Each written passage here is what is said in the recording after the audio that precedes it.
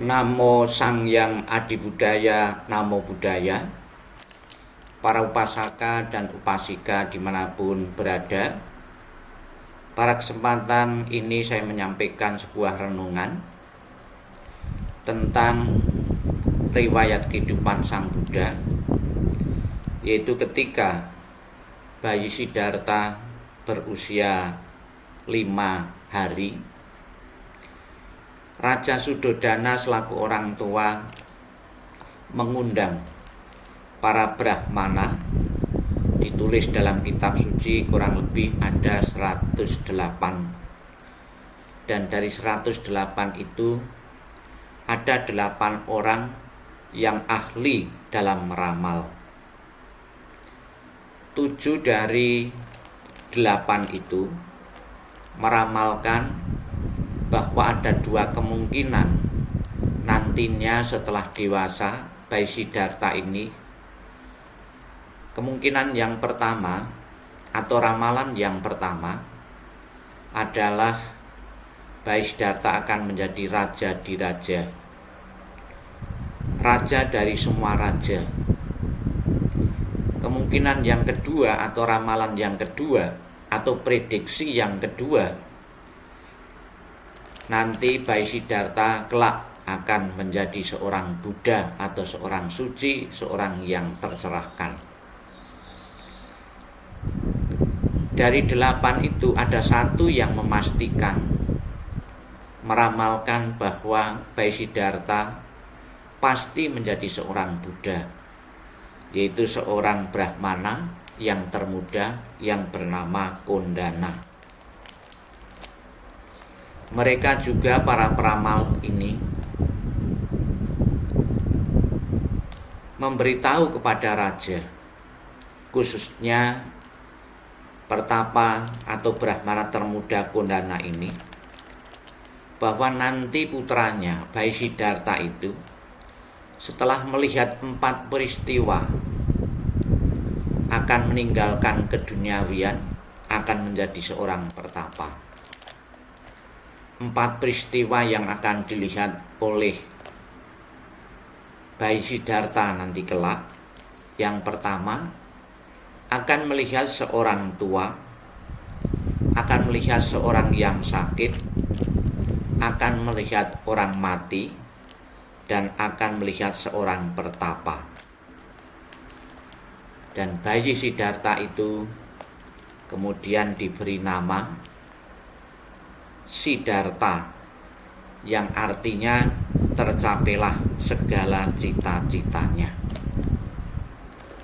Bapak Ibu saudara sekalian yang saya hormati, ada beberapa hikmah yang bisa kita petik, yang bisa kita ambil dari riwayat kehidupan Sang Buddha ini.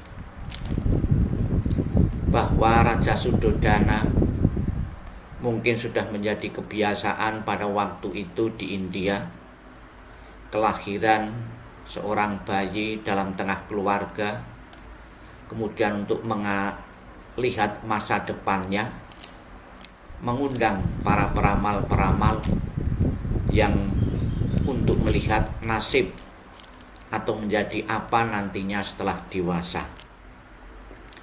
Bapak Ibu saudara sekalian yang saya hormati, memprediksi atau meramalkan anak kita tentunya tidaklah salah. Kalau si peramal atau diramalkan nanti akan menjadi orang sukses, orang berhasil, orang terkenal, tentunya ramalan ini tidak boleh langsung kita membuat lengah kita. Kita tidak berusaha, kita menunggu kebenaran dari ramalan tersebut. Bagi kehidupan besok yang akan kita jalani adalah ditentukan, salah satu faktor adalah kehidupan atau hari ini yang kita lakukan. Besok kita mau makan atau tidak, besok kita mau bekerja atau tidak, tergantung sepenuhnya pada kita. Bapak Ibu saudara sekalian yang saya hormati, di tengah-tengah masyarakat kita sering sebagai orang tua sering mencemaskan, sering khawatir terhadap kondisi nasib anak kita nantinya. Namun Bapak Ibu sekalian, Sang Buddha mengajarkan tentang hukum perubahan, bahwa segala sesuatu yang terkondisi di dunia ini tidak kekal adanya.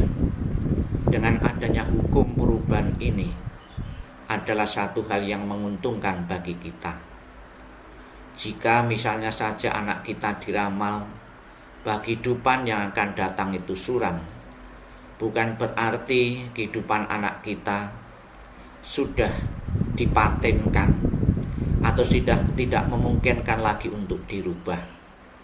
Hukum perubahan mengajarkan kepada kita, mendidik kepada kita, apabila kita mau berusaha, mau berubah, tentunya perubahan itu akan terjadi. Hal-hal yang negatif pada diri kita bisa rubah dengan ajaran-ajaran Dharma. Beberapa hal yang terkait dengan ramalan, tentunya ada yang membuat kita sedih, membuat kita menderita, membuat kita cemas, khawatir. Namun apabila kita menggunakan hukum perubahan ini dengan hal-hal yang positif, yang baik, yakinlah Bapak Ibu, keberhasilan dan kesuksesan itu bisa diraih oleh siapapun. Dicontohkan oleh bayi Siddhartha ini, sekalipun dia sudah diramal akan menjadi seorang Buddha, bukan berarti Sang Buddha atau bayi Siddhartha tidak berusaha. Selama 6 tahun beliau berusaha dengan gigih untuk mewujudkan impian, untuk mewujudkan harapan untuk menjadi manusia yang mencapai pencerahan.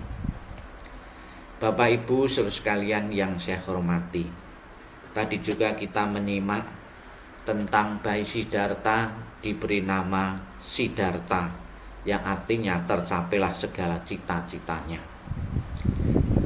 Apakah ada makna atau arti sebuah nama?